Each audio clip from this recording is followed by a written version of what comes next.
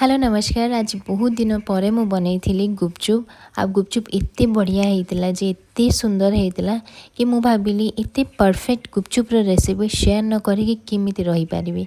तो सेतिपई तो मु आपण मानक पई नहीं आसी गोटे परफेक्ट गुपचुप रेसिपी ता संगे रहिबो गोटे स्पेशल फ्लेवर रो गुपचुप पानी आउ ता संगे मु देखैबी गुपचुप रे यूज होउथिबा गोटे स्पेशल आउ सीक्रेट मसालाटे।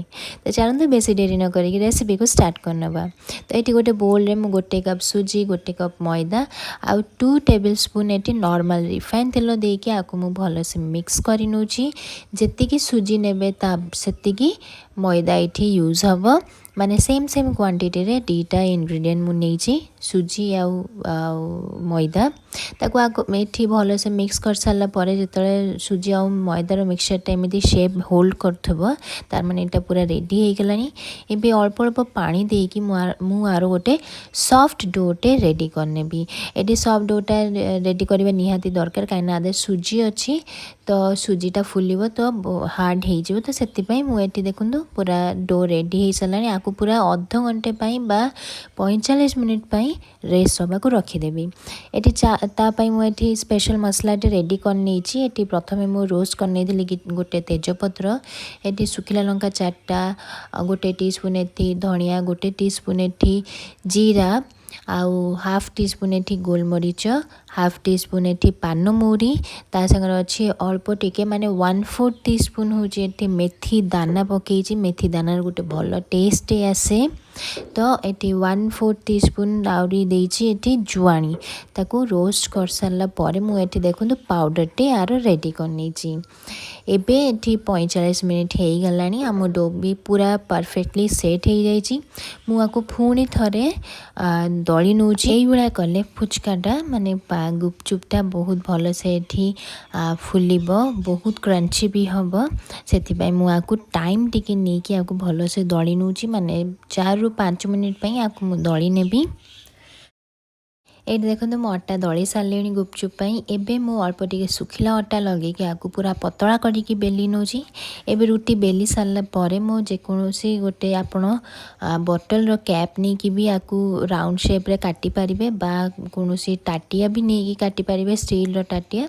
ये देखो मु सब काटी सालिन फिर भी मते टिके मोटा लागुथला तो सेति पे मु आ टिके बेली नउची पूरा पतला करिके बेली नउची।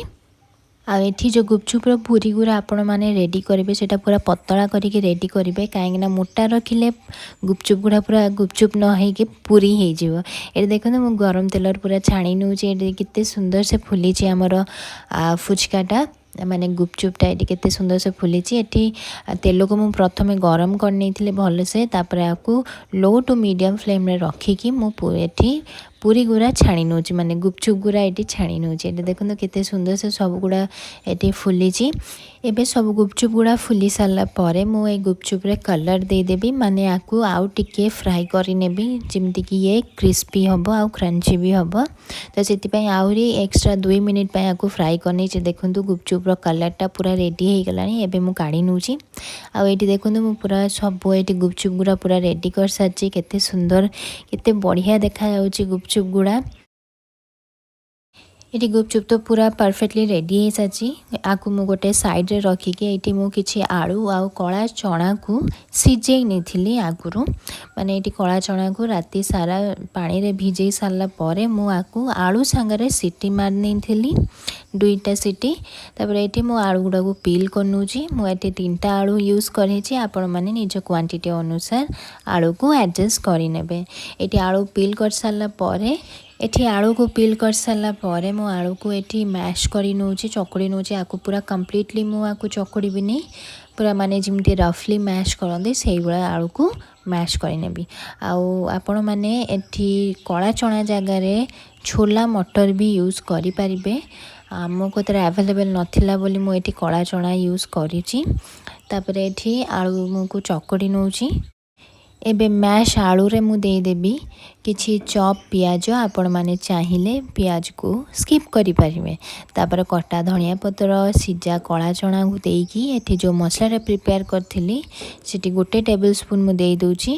आ एठी टेस्ट अनुसार लूण दोची मु। तापर अल्प टिके एठी चाट मसाला दोची। आ एठी किछि मु तेंतुली को पानी रे सोक होबा को रखी देइथिली गरम पानी रे।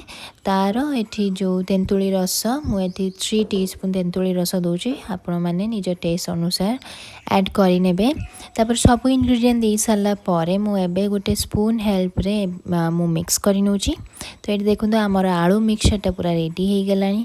एबे मु गुपचुप रो जो पानी जो फ्लेवर पानीटा सेटा रेडी करिबी। सेटा मु एटा आंबुरु रेडी करची काइना एबे सीजन रे अछि आ आंबो पळेले तो आ सुजोग भी मिलिबनी आंबो खाइबार आंबो गुपचुप ट्राई करिबार से तो सेति पे भाबिली कि आंबो जदि सीजन रे अछि तो ताहार फायदा उठेवा जाओ।